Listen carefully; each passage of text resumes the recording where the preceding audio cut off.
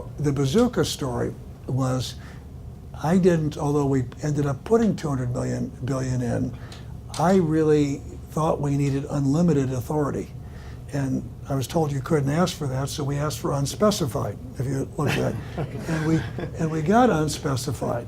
And but at the time, people think, well, the Treasury Secretary's got all these powers.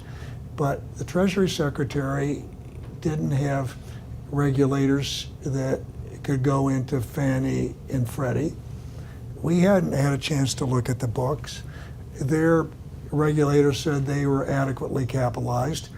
I was actually quite hopeful that if we had these powers, we wouldn't have to take the bazooka out.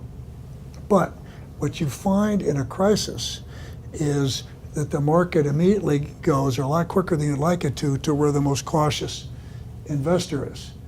And so what happened was the situation got worse, and we had to take that out and put them in conservatorship.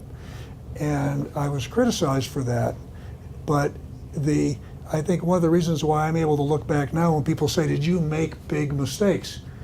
I said, we made plenty of mistakes, but I look back and I think we got the big things right. And the reason is when we made mistakes, we corrected them right there on the battlefield.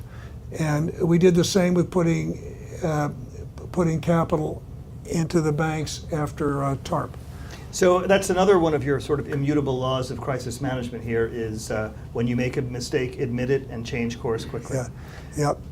So I think with financial institutions, you need to act with force as quickly as possible.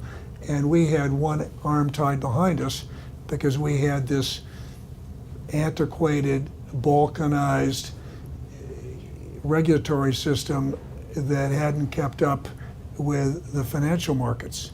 And we didn't have the authorities we needed, and we had a problem that still exists. It's better today by far, but we still have 5 regulators falling all over themselves, competing with each other, which makes it very difficult to get things done.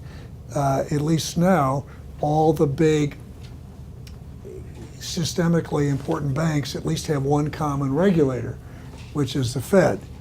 When we were there, you had, Countrywide, WAMU, IndyMac, AIG, all with the Office of Thrift Supervision, regulating them, which was in many ways like no regulator.